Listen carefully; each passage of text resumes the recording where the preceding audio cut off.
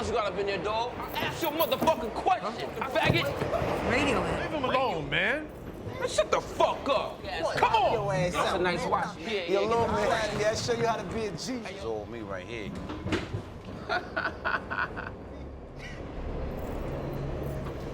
This is too easy, man.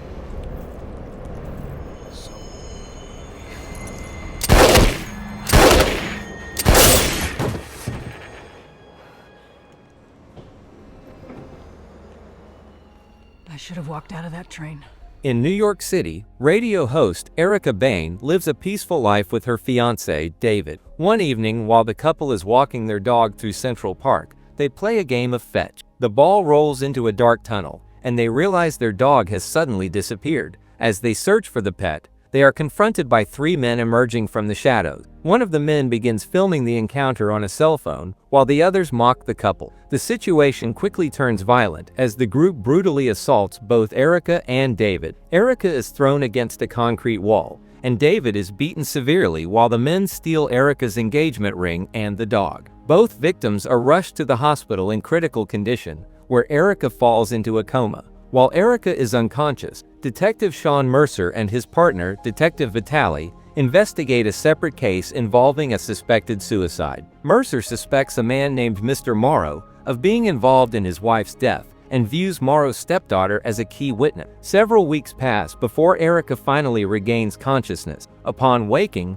David's mother informs her that David died from his injuries weeks earlier and has already been buried. Traumatized by the loss and the violence, Erica finds it impossible to return to her normal routine. She spends days isolated in her apartment, gripped by a new and intense fear of the city. When she eventually attempts to visit the police for an update on her case, she finds the process slow and unhelpful. Feeling vulnerable and desperate for protection, she decides she needs a firearm. Erica visits a local gun shop, but is told she cannot legally purchase a weapon without a permit and a 30-day waiting period. However, a black market dealer in the store overhears her and offers to sell her a Car K9 pistol for $1,000. Erica meets him in a back alley, buys the handgun and some ammunition, and receives brief instructions on how to use it. But her new weapon is about to be put to the test sooner than she expects. One evening, Erica stops at a convenience store to buy snacks. While she is inside, a man enters the store and begins a loud argument with the female cashier.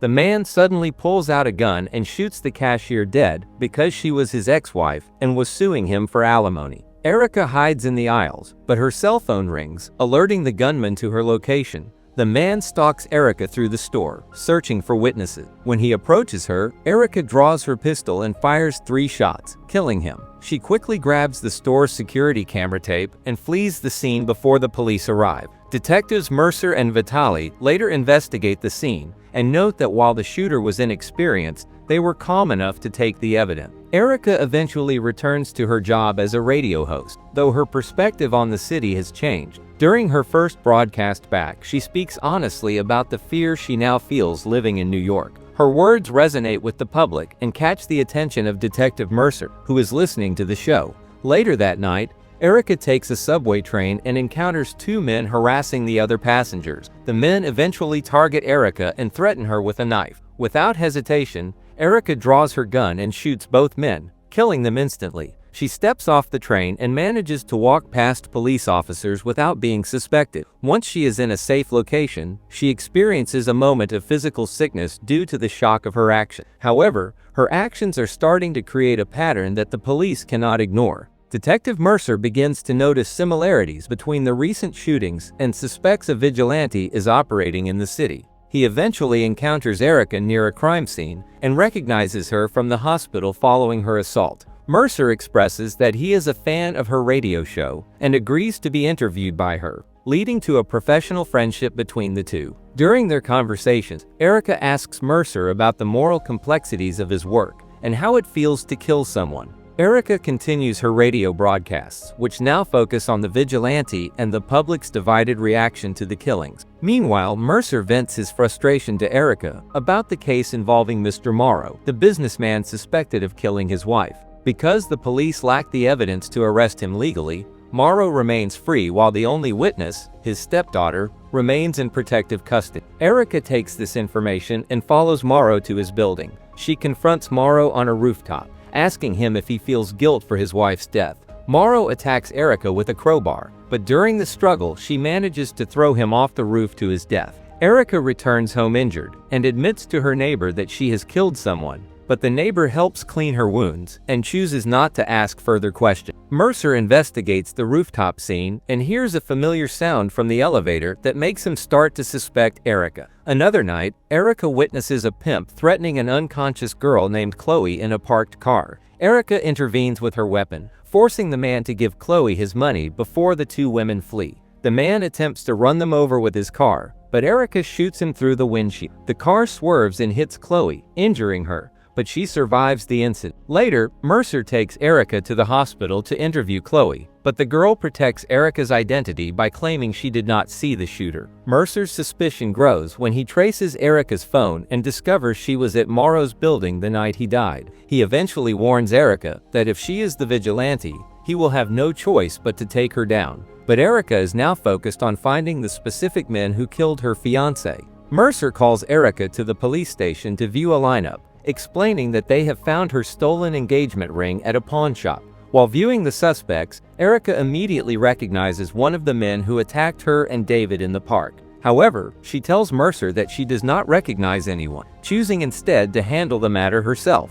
After leaving the station, she bribes a pawn shop owner to get the name and address of the woman who sold the ring. Erica tracks down the woman, who is the ex-girlfriend of one of the attackers. Although the woman is initially too terrified to help, she later sends Erica the cell phone video of the assault and the address where the men can be found. Erica is devastated by the footage of the attack that killed David. She forwards the video to Detective Mercer as a final message and heads to the location to confront the group. Erica arrives at a building and finds the men in an alleyway, where they still have her dog. She begins her attack, shooting one man dead and causing the others to scatter in a panic. She stalks the second man through the area and kills him as he tries to flee. Finally, she faces the third attacker, the man who killed David, but he manages to ambush her and begins to choke her. Detective Mercer arrives at the scene just as the struggle is happening and intervenes to stop the man. Erica retrieves her gun and prepares to execute the attacker, while Mercer initially tries to persuade her to lower the weapon. However, after seeing the trauma in Erica's eyes, Mercer changes his mind. He hands Erica his own service weapon to use instead, and she shoots the man dead. To protect Erica, Mercer insists that she shoot him in the shoulder with her gun, so they can frame the dead attackers for all the vigilante killings. Erica complies, wounding Mercer, and he places her pistol in the hand of the deceased criminal. Mercer releases Erica's dog and tells her to leave before backup arrives. In the final scene, Erica is shown walking through Central Park, reunited with her dog.